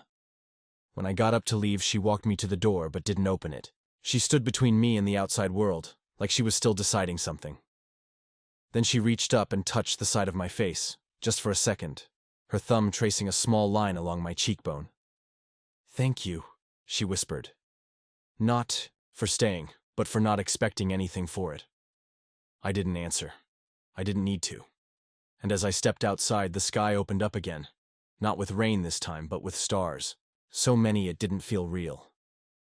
I stood there for a minute, just breathing. Just existing in the calm she had given back to me. The past might still be knocking, but the present was wide open. And I knew exactly where I wanted to be. She didn't. Call the next morning. I didn't go over. Not out of distance, but out of respect. We both knew what day it was, the one he said he might come. The one she hadn't confirmed or denied. The one we'd been quietly preparing for without naming it. I spent most of the day waiting without waiting, checking the clock for no reason, scrolling my phone with no interest, walking outside just to listen to something real. The world moved, but I didn't. It wasn't until late afternoon that my phone lit up with a message, just one line. He came. I didn't reply. I waited. Sometimes people don't need words. Sometimes they just need to be heard without sound. She messaged again a few minutes later. I asked him to leave. That was it. No punctuation, no story, no breakdown, just fact. I stared at the screen for a long time, and then I just typed, "Do you want company?" She replied with 2 words, always, porch. That was all I needed. When I pulled up, she was already sitting there. Same chair, same blanket, a cup of something steaming in her hands. She didn't stand when I approached. She didn't smile. But when I sat down beside her, she exhaled like my presence had shifted the weight of the day. For a while, we didn't speak. The sun was beginning to set, casting that golden, melting kind of light across the tops of the trees. The kind of Light that makes things look softer than they really are. She took a slow sip of her drink, then placed the mug on the side table and folded her hands in her lap like she was preparing to tell a story. He looked older, she said finally. Not just in his face, in his eyes, like he'd aged in some place deeper than time. She paused. But so have I. That hit different, not because it was sad, but because it was proud. She wasn't saying it like someone bitter about what had been lost. She was saying it like someone who finally understood the worth of what she'd gained in the aftermath. He didn't come to apologize, she continued. At least not directly. He just talked, asked about the house, the garden, told me about his new place, his job. The same kind of surface-level kindness that used to pass for intimacy when we were younger. And I listened, because that's what I do.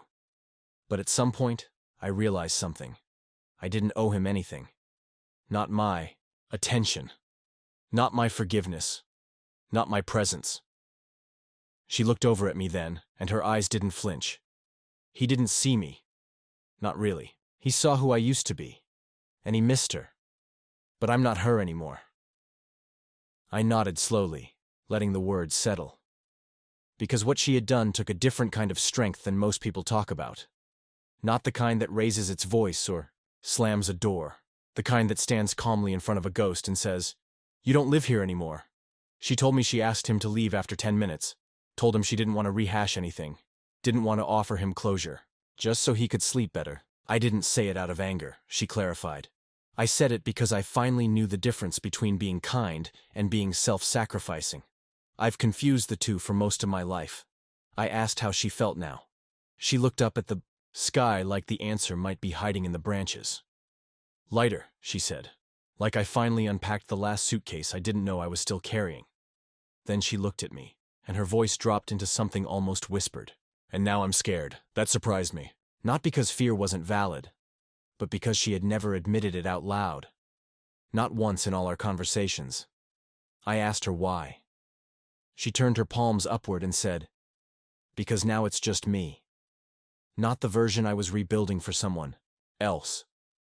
Not the version I was trying to protect. Just me. And I'm scared of what I'll do with all this space I've cleared." I didn't speak right away.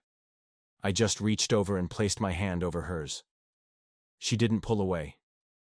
She didn't tighten her grip either. She just let it rest there. Present. Real. Steady. "I think you already know what to do with it," I said finally. "You've been doing it for weeks. Planting, playing music, sitting in silence, making space for laughter, for new stories. That's not fear. That's the beginning of freedom." She turned her head slightly, studied my face like she was trying to memorize something. Then she smiled. Not wide, not dramatic, just real. And in that moment, I knew something had shifted again. Not in her, in us. We went inside shortly after, made a simple dinner. Watched a movie without really watching it. The kind of evening that doesn't beg for attention but becomes a memory anyway. When it was time for me to leave, she walked me to the door. No hesitation this time.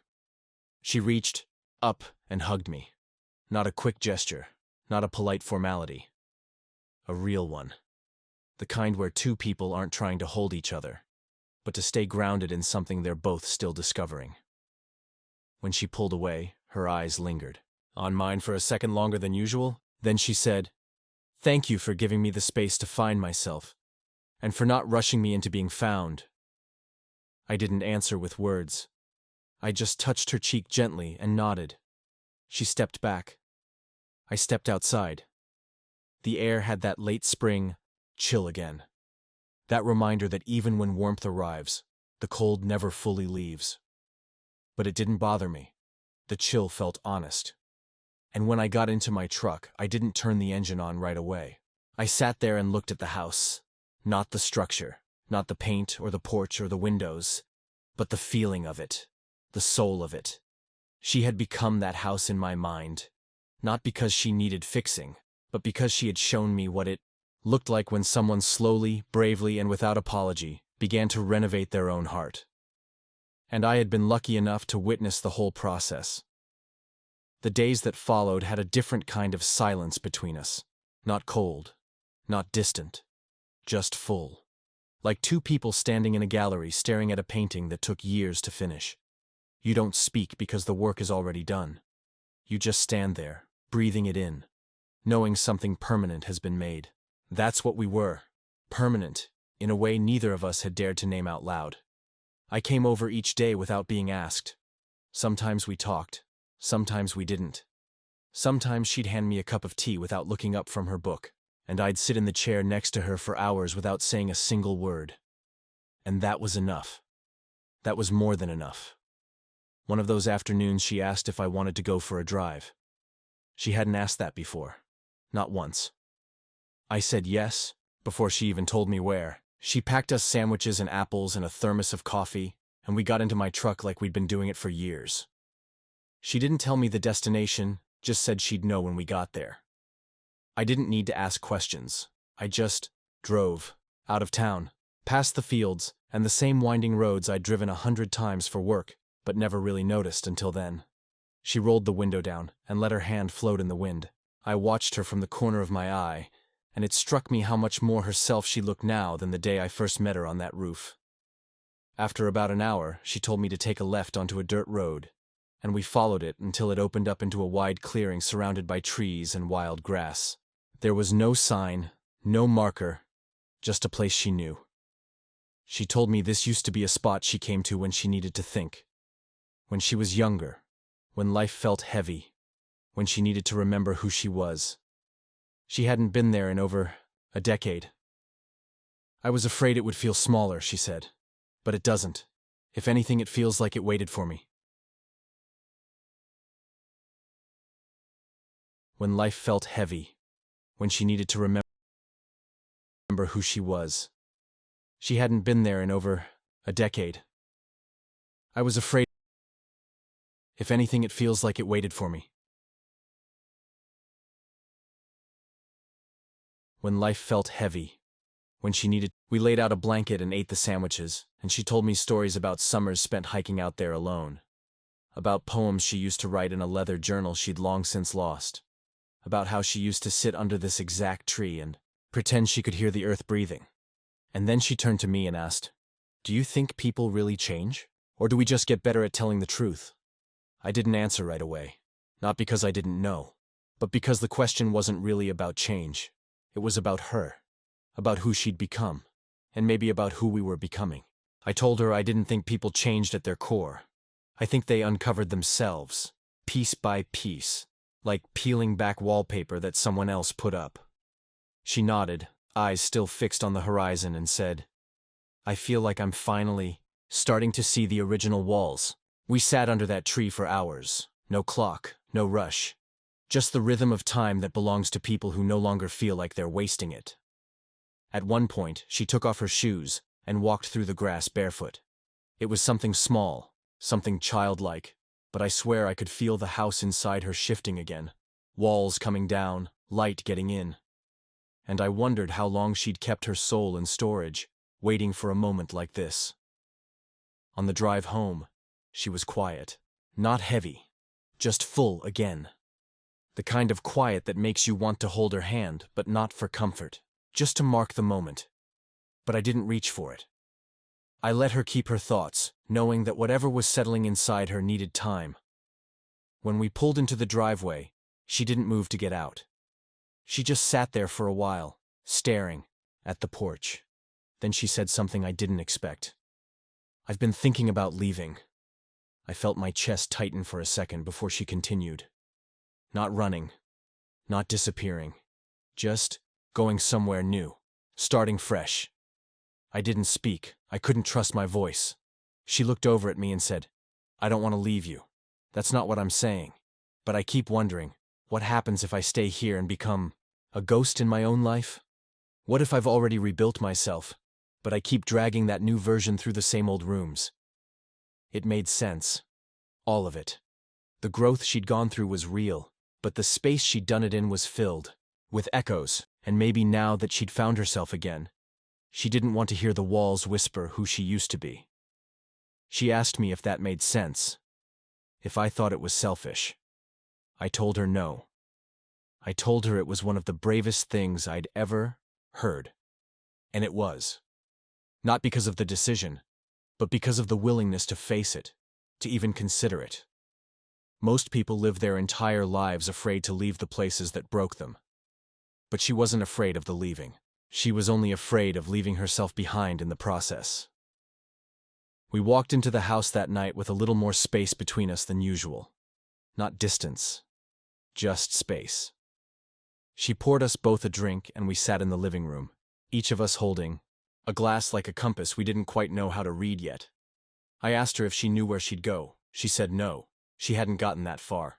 But she said she'd been looking at places, just browsing, like trying on possibilities. I think I need to see who I am somewhere else, without the ghosts, without the weight of being the version of me everyone here expects. I told her I understood. Because I did. And because I loved her.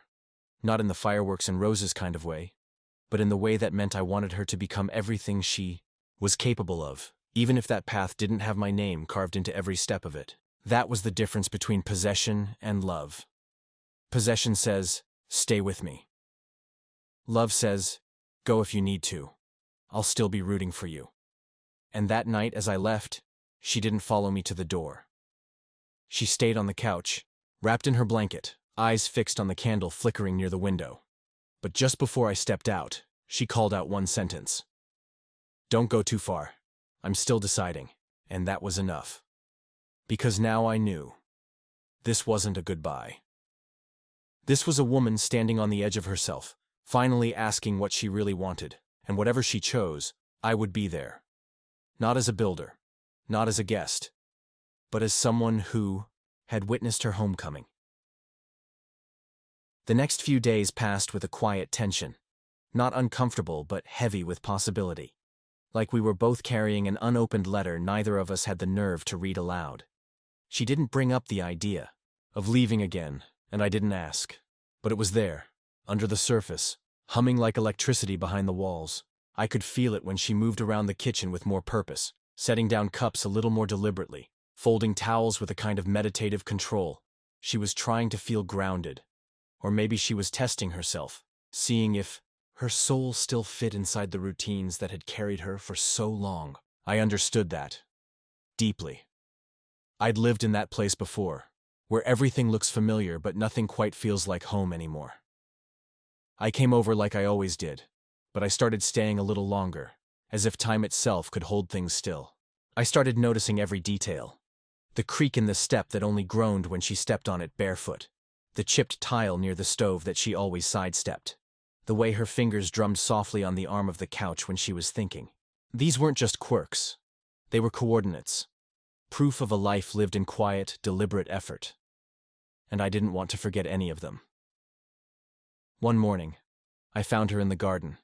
Not planting or weeding, but just sitting in the dirt, with her knees pulled to her chest, eyes closed. Her hands were resting in her lap, palms open like she was waiting for something to land. I didn't say anything. I just sat down beside her, close enough to touch, but not reaching. The sun was rising behind the trees, casting that kind of golden light that makes shadows softer. After a while, she opened her eyes and said, I'm not afraid to go. I'm afraid of going and still feeling stuck. I nodded, not because I had an answer, but because I knew the fear.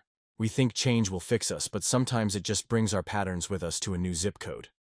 She asked me if I thought we were just a phase. That one caught me off guard. I asked what she meant. You and me, she said. Is this just something beautiful we built because we needed it in the moment? Or is it something that still makes sense when the moment changes? I wanted to say yes, it would still make sense. That what we had was bigger than a moment. But I didn't rush to reassure her, because the truth was, we didn't know yet. And the honesty of that uncertainty was more important than any forced promise. So I told her this. I don't know what we are yet, but I know how I feel when I'm with you. And that feeling doesn't feel temporary. Her eyes welled just a little, but the tears didn't fall. She reached over, rested her head on my shoulder and said, That's the first answer that hasn't made me want to run. We sat there until the sun was fully up, and the morning had shed its haze, and the light felt less like possibility and more like clarity. That night she invited me to stay for dinner again. But this time, she said the words that changed everything. Would you stay the night? It wasn't suggestive. It wasn't romantic in the traditional sense. It was a request, a reaching, a moment of vulnerability so profound it didn't need decoration. I didn't ask questions, I didn't make assumptions. I just nodded. Yes, if that's what you want. She said, it is. And we didn't talk about it after that. We just moved through the evening together like we had always been sharing space. The music was low. The food was simple. Our movements were easy. And the house felt full in the best way. When it was time for bed, she handed me a spare blanket and said, you can have the couch, but if you want to share the bed, that's okay too. I took the blanket. Not out of rejection, but because the gesture meant more than the action. I wanted to hold the meaning a little longer. Let it breathe. We didn't have to rush this. Whatever it was becoming, it deserved our patience. That night, I lay on the couch staring at the ceiling, listening to the sounds of the house, the wind against the window, the creak of floorboards as she moved through her room, the hum of the heater clicking on. It felt like I was listening to a person breathe in their sleep for the first time. The next morning, I woke to the smell of toast and coffee and a quiet hum of her voice singing something under her breath. I walked into the kitchen and she smiled, said, you snore, but only a little. I laughed. She handed me a mug. We didn't say more than that. Later, as I got ready to leave, she walked me to the door like she always did. But this time, when I opened it, she grabbed my hand and held it. I don't know where this ends, she said, but I'm starting to think I don't want it to. I looked at her, the way the morning sun fell across her face, the way her voice had stopped, trembling when she said things like that, and I said, then maybe we don't worry about the end. Maybe we just build it, one day at a time. I don't want it to. I looked at her, the way the morning sun fell across her face, the way her voice had stopped, trembling when she said things like that, and I said, the end.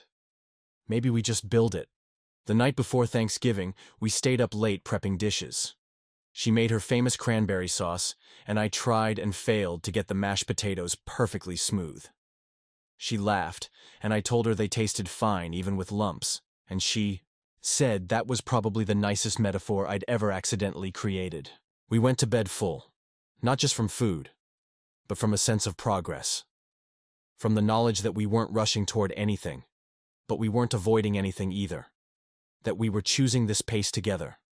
That we were building not just a relationship, but a life, and doing it with both hands open. The morning after Thanksgiving, the house was filled with a different kind of quiet. Not the awkward kind, not the tense kind, just stillness. A stillness earned from full bellies, full hearts, and the exhaustion that only comes after preparing, hosting, laughing, and sharing a day with people you love. Her daughter had called to check in, unable to make it this year, and I'd listened to their conversation from the other room while stirring the gravy on the stove. There had been no tension in their exchange, no coldness in her voice, but also no over-explaining, just acceptance. Like her daughter had finally settled into the idea that her mother was now living her second act, and that act looked like something different than either of them had ever pictured. When she'd hung up the phone, she hadn't said anything, for a while. Just stood by the window with the phone in her hand, watching the leaves scrape across the porch, and I hadn't filled the silence, because that's what you do when you're building something real. You learn when to hold space. The leftovers were packed, the wine bottles half empty on the counter, and the plates from dessert still drying by the sink. We moved through the kitchen with the kind of shared understanding that can't be taught, only learned through time. She hummed softly as she wiped down the counters, and I gathered the folding chairs and returned them to the garage, not needing to ask where they belonged anymore. That was the beauty of where we were now. There were fewer questions. Not because we had everything figured out, but because we trusted that the answers would come together when needed. After the dishes were done, she made a pot of tea, and we sat on the back porch wrapped in separate blankets, hands reaching across the small table between us. fingers loosely interlaced. The wind had a bite to it, but neither of us moved. We just watched the sky start to pale as the afternoon crept toward early darkness. She spoke first. "This is the part I've always been afraid of," she said. I asked what she meant, not because I didn't understand, but because I wanted her to put it into her own words. She took a long breath, her fingers tightening just slightly around mine. "The part where it stops feeling like a beginning," she said. "The part where it becomes something we actually have to carry, sustain, choose." I nodded, staying quiet. She looked at me then, not searching for anything, but simply checking if I was still with her, still beside her, still rooted. I was. And I told her that. Not with a speech, not with some romantic soliloquy, just with a few quiet words that held the weight of truth. "I haven't stopped choosing you since I first said yes," I said. "And I don't plan to." She smiled then, but there was still something in her eyes, something unfinished. She leaned forward, propped her elbows on the table, and said, "Can I ask you something? And I need you to be honest." I nodded, and she said, "Do you see this going further? I don't mean in some vague, hopeful way. I mean, do you see us building something that really lasts?" And it hit me then, not because I didn't expect the question, but because I realized how long she'd been holding it, how carefully she had waited, making sure not to ask too soon, not to tip the balance before we were both ready. I didn't answer right away, not because I was unsure, but because I knew my answer needed to be exact. I set my mug down, reached both hands across the table now, and said, "I wouldn't still be here if I didn't believe this could last. But yes, I see it. Not just lasting, but growing, becoming something even bigger than what we started with." She didn't cry. She didn't laugh. She just looked at me like she had been waiting her whole life for someone to say those words without flinching. And then she stood, walked around the table, and sat in my lap, tucking her head under my chin like she belonged there. Which she did. We stayed that way until the sun dipped and the cold crept into our sleeves. When we went inside, everything felt a little more solid, like something had clicked into place. Not a ring, not a contract, not a declaration shouted to the world, but something internal, shared, mutual. That night we slept curled into each other, and in the soft hour before dawn, she whispered, "I'm ready to think about what comes next." I asked her what she meant, and she said, "Not rushing, not forcing, just imagining, and not being afraid of it." I didn't say anything, at first. I just kissed her shoulder, then rested my hand over hers. And I think in that moment, we both understood what the next part of our story might be. Not just the continuation of what had begun all those months ago, but the beginning of something entirely new. It was sometime the following week when she brought it up. Not in the middle of a serious talk or a moment of high emotion, but while she was sitting cross-legged on the floor, surrounded by a dozen open boxes of holiday decorations. She'd pulled them out of the attic and started sorting through them with the same calm deliberation she applied to everything she did. Tinsel here, ornaments there, wrapping paper stacked and neatly rolled. I was on the couch with a cup of coffee, watching her with the kind of quiet appreciation that comes after weeks of steady, growing affection that's turned into something even sturdier. She looked up at me, holding a small, slightly bent ornament shaped like a snowflake, and said, "You know, I've been thinking, maybe it's time we stop pretending like this is temporary." I set the mug down slowly and waited, letting her words land where they needed to. She wasn't asking a question yet, just releasing a thought into the room, like a trial balloon to see how it floated. "I mean, we've already built most of a life together. You're here more than you're not. Your things are in my drawers. Your name's on the mailbox now, so I guess I'm just wondering what we're waiting for." I didn't answer right away. Not because I didn't know what to say, but because I wanted her to finish. She always had this way of laying something out slowly, giving it space to breathe before turning it into a conversation. After a few seconds, she continued, "It's not about rushing into anything. I just think maybe it's time to make it real, all the way." I got up, crossed the room, and sat on the floor beside her, knees brushing, hands close but not touching. I picked up one of the old ornaments, one shaped like a red truck carrying a tree, the paint chipped at the edges, and turned it over in my hand. Then I looked at her and said, "It already feels real to me. But if you're asking whether I'm ready to make it official, I am." She didn't light up, didn't cheer, didn't jump into my arms. She just nodded once, firmly, like she had already known my answer, but needed to hear it anyway. That's how it always was between us, not about surprises or theatrics, but about steady truths spoken clearly. "Then let's do it," she said. "Let's merge this. Our lives, our space. Let's stop waiting for some perfect sign and just start." And there it was, a decision. Simple, brave, completely grounded in everything we had shared so far. We spent the rest of the afternoon going through those boxes, sorting out what we'd keep, what we'd give away, what no longer fit either of our stories.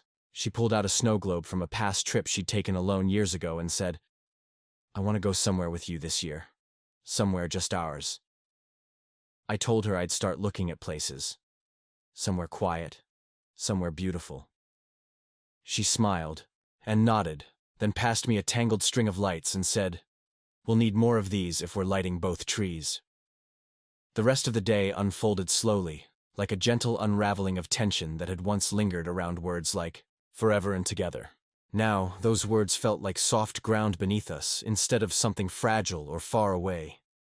Later that night, she stood by the window, arms folded as she looked out into the cold. I came up behind her, wrapped my arms around her waist, and she leaned back into me. "It feels different now," she whispered. "Like we're not just sharing space, we're sharing direction." I nodded, resting my chin on her shoulder. "Because we are," I said. "And we're doing it on our terms." She turned to face me then, both hands on my chest, and asked, "Are you sure you're ready for all of it? The routines, the quiet nights, the winter storms, the hard days, the history that comes with me?" I didn't hesitate. "Yes," I said. "Because all of it is you. And there's no part of you I don't want." And that night, for the first time, we slept not in her house, not in my space, but in something entirely new. And in between we were building with every choice, every small agreement, every unspoken yes. The snow came early that year, soft and slow, blanketing the ground in a silence that made the world feel gentler. We watched it fall from the window, 2 mugs of coffee cooling beside us on the windowsill, our legs tangled beneath the same old blanket we'd sat under dozens of times before. "This is where I decided to stay the first time," she said quietly. "Years ago, after he left, when I thought I'd sell the house and disappear." She sat down on the bench and stared out into the trees. "I came here to make a decision, and instead of finding answers, I just sat. For hours. And somehow, by the end of it, I knew I wasn't done with that life yet, that I still had something to grow, even if I didn't know what." I sat beside her, not saying anything, just letting her speak. She continued, voice steady. "Now I'm back, and this time, I brought you. Because this isn't just my place anymore. It's part of us now. This story, this second chance, this home we're building, it all started because I stayed." She looked at me, eyes soft and clear. "And now I know, I want to stay again. But not out of fear or habit or comfort. I want to stay because I've finally built a life that feels like it belongs to me." I reached over and took her hand, and this time, she didn't hesitate. We sat like that for what felt like an hour. The wind whispered through the trees, and the ground beneath us felt more solid than it ever had. Not because the world had changed, but because we had. She leaned her head on my shoulder and whispered something so simple I almost missed its weight. "You were never a detour. You were the path." Driving back, she rested her hand on my knee the entire way. We didn't talk about what was next, because next didn't feel like something we needed to define anymore. It would come, one morning at a time, just like everything else had. Back at the house, she went straight to the kitchen and started boiling water. I followed, leaning against the doorframe, watching her move through that space like it was hers again. Not a shell, not a burden, but a home. That night, We sat by the fire, wrapped in a blanket, sharing a bottle of wine and slices of peach pie she had picked up from a roadside stand on the way back. The fire cracked softly, and her head found my chest, settling into that familiar curve like it had always belonged there. She asked if I ever thought I'd find something like this, something slow and quiet and healing. I told her I didn't think I even knew it existed until her. She laughed, the kind of laugh that vibrated through my ribs, and said, "Sometimes I wonder if we were supposed to break first. Maybe that's how the light got in." Later, as we cleaned up and moved through the house, I noticed how natural everything had become. The rhythm of coexisting. The way we filled the silence with music and movement and small gestures. It wasn't flashy. It wasn't loud. But it was ours. And as I lay beside her in bed that night, listening to her breathing slow into sleep, I realized something I hadn't admitted to myself yet. I didn't need to know what came next. I didn't need to know if we'd marry or move or stay in that same house for the rest of our lives. I didn't need to chase a perfect ending, because we were already living the best part, the middle. The part where two people choose each other again and again, even after the pain, even after the past, even after all the reasons they once thought love wasn't for them anymore. And as I drifted off, the last thought that anchored me was this: not every story needs a climax. Some just need room to breathe, to heal, to be witnessed. And we had given each other that. The leaves began to turn by the end of that week, the world around us slowly surrendering to autumn. The trees shifted from deep green to amber and rust. The sky carried a sharper blue, and the morning air started to bite a little more before warming up again by noon. She bought a heavier blanket for the couch.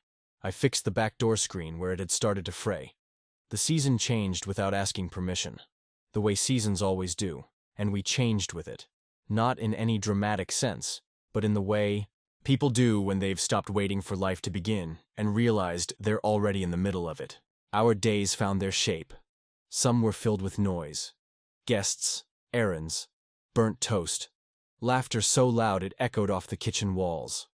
Others were quiet, held together only by shared glances, brushed shoulders, a cup of tea passed wordlessly across the table. But every day felt like a choice now, a sacred one. One morning she stood in the middle of the hallway with wet hair and a towel wrapped around her shoulders and looked at me like she was about to ask something serious.